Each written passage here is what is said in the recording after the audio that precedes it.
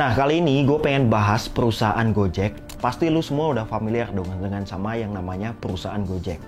Gojek itu aplikasi yang paling banyak di-download di Indonesia loh pas tahun 2023. Dan gak cuma itu, GoFood aja dinobatin jadi peringkat pertama aplikasi yang paling ramah di dunia.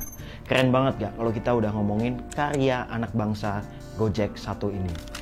Nah, sebenarnya gimana sih perjalanan Gojek sampai bisa segede ini? Langsung aja kita bedah bareng-bareng. Tapi sebelum itu, gue mau ngasih info buat kalian semua.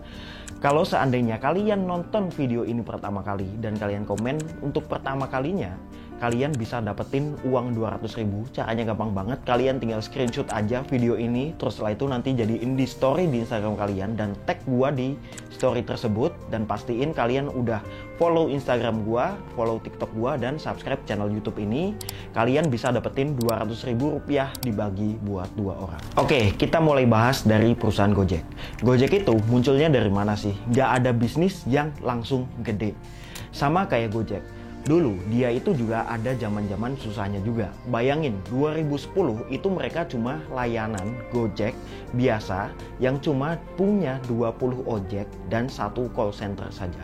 Bayangin, mereka nganggep dirinya sendiri aja sebagai zombie waktu itu karena ya memang kecil banget masih. Dan Nadim, orang yang dibalik Gojek dulu, itu adalah yang ngembangin sampai luar biasa segede ini.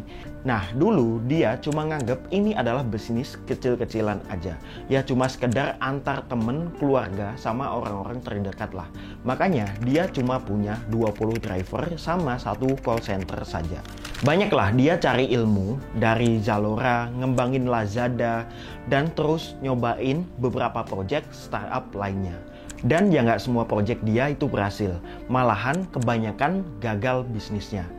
Kalau menurut gua ini wajar karena pasti sebuah bisnis itu punya perjalanan menuju kesuksesan dan gak akan semulus itu.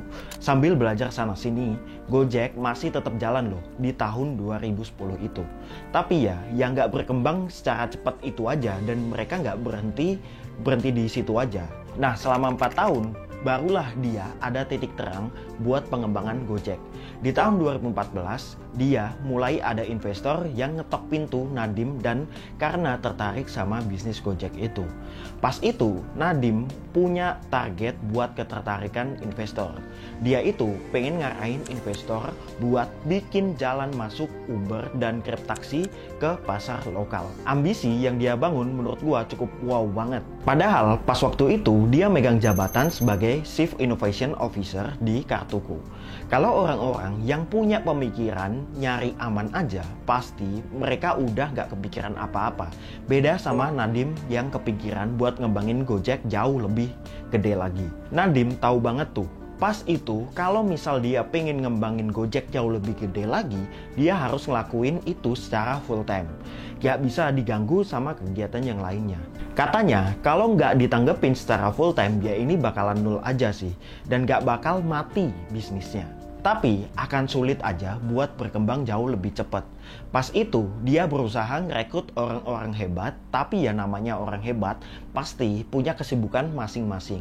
Ada yang masih nyelesain pendidikannya di luar negeri, ada juga yang ngurusin bisnis lain, tapi akhirnya dia ngerekrut Kevin Alui, orang yang sebelumnya menjabat sebagai kepala intelijen bisnis di Zalora, dijadiin sebagai Chief Financial Officer atau CFO di Gojek. Nah, disinilah turning point-nya. Setelah ngerekrut, Gojek berkembang pesat. Bahkan mereka sendiri tuh sampai bilang kalau ini adalah sejarah sukses mereka. Nadim sendiri juga ikutan lah pingin ngedukung Gojek dengan cara apa? Ya, pakai layanan Gojek dalam kehidupan sehari-hari. Sampai nih, dia ngeklaim dirinya sendiri gak punya mobil pribadi loh. Karena pingin pakai layanan Gojek buat berbagai kebutuhan setiap harinya. Nah, sampai dia ngejual mobilnya itu udah keren banget. Karena dia pengen due diligence secara dalam, secara masif dia menggunakan aplikasi Gojek tersebut. Kevin Alui aja pas itu sambil ketawa bilang kalau ternyata Nadim sampai masuk loh ke salah satu pengguna paling aktif dari layanan yang mereka bikin sendiri. Dedikasi yang menurut gua ini luar biasa banget. Orang yang membangun Gojek masuk ke daftar orang yang paling aktif di layanan yang mereka buat sendiri. Nah, mulai nih, Gojek berkembang lagi dan nambahin fitur-fitur baru di dalam aplikasinya. Di tahun 2015, mereka mulai ekspansi ke ranah GoFood atau ranah makanan, penjualan tiket, dan lain-lain, dan dapat pendanaan series A. Disinilah tantangan atau masalah yang mulai muncul. Pas ngenalin kalau ada GoFood, banyak orang yang skeptis sama itu. Ada yang bilang gimana caranya startup Gojek bisa berkembang barengan sama handle banyak industri sekaligus. Maksudnya di sini tuh ada kayak transportasi, pengantaran makanan, dan juga logistik. Kok bisa berjalan berbarengan? Nah, Nadiem jelasin kalau keragaman layanan justru jadi kekuatan utama dari Gojek buat bisa berkembang jauh lebih cepat. Menurut dia, itu logistik adalah inti dari berbagai industri, termasuk e-commerce dan pengantaran makanan. Dengan membangun jaringan logistik yang cukup kuat, Gojek bisa nambahin berbagai layanan ke dalam ekosistemnya dengan mudah. Menurut gua ini udah out of the box banget pemikirannya. Nah, sampai inilah ke visi masa depan Gojek. Setelah berkembang luar biasa kayak gitu, Gojek punya visi jangka panjang untuk ningkatin taraf hidup pengemudi mereka. Mereka pingin banget dan lagi nyiapin jutaan pengemudi motor di Indonesia buat naik ke rantai nilai ekonomi di masa depan. Kalau Indonesia punya sistem transportasi umum yang lebih oke, someday, Gojek tetap berencana ngasih pekerjaan kepada pengemudi mereka, meskipun bukan dalam bentuk layanan transportasi penumpang. Misal mereka bakalan ngeluncurin layanan GoMart yang mirip sama Instacart di luar negeri, bersaing juga dengan layanan lokal seperti Happy Fresh. Nah, udah banyak ya antisipasi mereka. Kayak yang pernah gue bilang tadi atau gue jelasin tadi, kalau lu harus bisa analisis resiko buat kedepannya. Achievement yang pernah digapai Gojek nih, selama perjalanan mereka dari nol itu banyak banget pencapaiannya yang luar biasa. Ini kebanyakan terjadi itu di tahun 2015 ke atas, karena itulah batu loncatan banget buat perusahaan Gojek ini. Nah, di tahun 2016, Gojek jadi unicorn pertama di Indonesia. Maksudnya apa? Ya, transaksi yang mereka dapetin itu batu loncatan banget. Karena apa? Setiap hari itu dia dapetin 300.000 transaksi setiap harinya. Bayangin tuh segede apa. Lu bayangin dari perusahaan yang nol nih, yang cuma punya 20 driver dan 1 call center, bisa mencapai target segede itu. Nggak cuma itu, di tahun 2017, Gojek masuk ke peringkat 17 yang bisa disandingkan sama top 20 perusahaan yang bawa perubahan di dunia. Berhasil juga mencapai peningkatan skala 3.600 kali lipat. Ini tuh nandain kalau dalam waktu singkat perusahaan mengalami ekspansi yang super duper cukup cepet banget.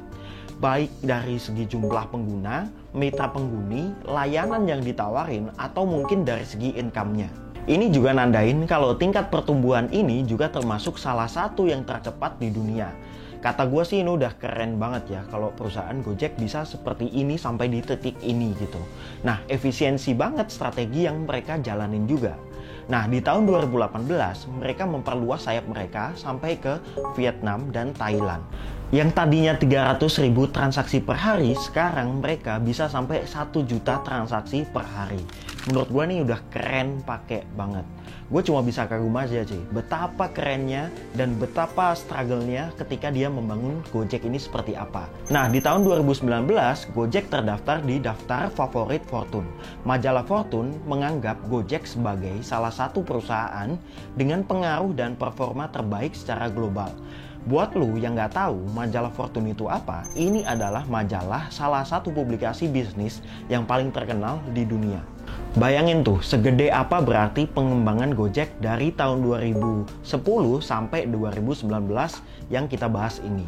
Dan gak cuma itu, di tahun yang sama, Gojek juga udah mulai menawarkan lebih dari 20 layanan yang beragam. Termasuk transportasi, pengantaran makanan, pembayaran digital, logistik, belanja pribadi, dan masih banyak lagi fitur di dalamnya aplikasi Gojek ini. Nah, ini berarti Gojek beneran menjalankan visi jangka panjang mereka, which is menurut gua ini udah keren banget. Bisa memperluas ekosistem mereka dan ini udah rapi banget. Masih di tahun yang sama, Gojek udah nge-record seenggaknya 2 juta mitra pengemudi di berbagai wilayah. Ini jadiin Gojek jadi salah satu perusahaan yang jaringan tenaga kerjanya terbesar di sektor gigs ekonomi. Seperti yang lu dan gua udah tahu, mitra pengemudi ini adalah tulang punggung operasional Gojek. Nah, yang kita bahas saat ini di tahun 2019 masih banyak banget pencapaiannya. Nah, Gojek berhasil narik pendanaan besar dari beberapa perusahaan teknologi ternama kayak Google, Tencent, JD.com, dan Mitsubishi. Pendanaan ini masuk ke pendanaan seri F dan nantinya akan dipakai buat potensi pertumbuhan Gojek buat kedepannya. Di tahun 2020, di masa pandemi, nothing can stop Gojek Bro. Gojek menggabungkan aplikasi dari berbagai negara tempatnya yang beroperasi, kayak di Indonesia, Singapura, Thailand, dan Vietnam, menjadi salah satu platform yang terpadu di bawah merek Gojek. Langkah ini ningkatin efisiensi operasional dan ngasih pengalaman pengguna yang konsisten di semua pasar regional. Di tahun yang sama, GoFood masuk ke aplikasi yang paling membantu dan user-friendly selama pandemi. Dan gak kaleng-kalengnya, udah perusahaan gede dan ramah, dan di tahun 2020 juga Gojek melampaui 190 juta downloader di aplikasinya. Ini adalah angka yang fantastik banget dan menurut gue ini udah gede banget di pasar Asia Tenggara. Nah, di tahun 2021, Gojek itu dia merger sama Tokopedia dan jadiin satu perusahaan yang bernama Goto, perusahaan teknologi terbesar di Indonesia. Nah, ini nih yang mungkin sebenarnya kalian belum begitu tahu tentang perusahaan Gojek. Sebenarnya, Gojek ini juga mencoba banyak cara buat ngembangin bisnisnya. Salah satunya dia pernah mengakuisisi perusahaan kripto di tahun 2019, yaitu CoinPH. Ini tuh perusahaan startup berbasis teknologi blockchain buat beli pulsa, bayar tagihan, penjualan aset kripto, dan juga pengiriman uang. Tapi di tahun 2022, Gojek akhirnya jual perusahaan dan akuisisinya ke mantan CFO Binance, yaitu Wei Zhou. Alasannya cukup simpel sih, Gojek mau fokus aja ke investasinya di Filipina dan Vietnam. Lanjut ke tahun 2022. Goto ini juga akhirnya akuisisi PT Kripto Maxima Coin, perusahaan kripto yang udah ada lisensinya dari Bapepti. Nah, ini dilakuin sama Goto biar bisa nyediain beragam layanan dan bisa jadi pusat pengelolaan uang yang beragam. Ini udah keren banget menurut gua. Nah, ini artinya Goto melek sama teknologi dan mau manfaatin peluang dari teknologi itu sendiri. Nah, kita udah panjang lebar banget kita ngomongin dan ngebedah perusahaan Gojek ini yang dari nol bisa sampai segede ini, dan pasti dong ngelewatin proses yang gak gampang banget. Nah, in total itu butuh 5 tahun buat ada batu loncatan seperti ini. Nah, itu pun karena ada koneksi juga yang dia cari. Dia bentuk pas dia belajar di luar negeri. Dari sini kita bisa belajar, dari mulai ambil resiko, tantangan, dan gak berhenti buat belajar adalah kuncinya untuk bisa mencapai kesuksesan seperti aplikasi Gojek ini. Dan jangan gampang menyerah dan dedikasi yang tinggi juga faktor inti dari keberhasilan dari sebuah bisnis. Oke, kita udah ngebahas dari A sampai Z dari perusahaan Gojek ini. Thank you teman-teman semua yang udah nonton video gua kali ini. Gua Hida di sini, signing out, dan thank you.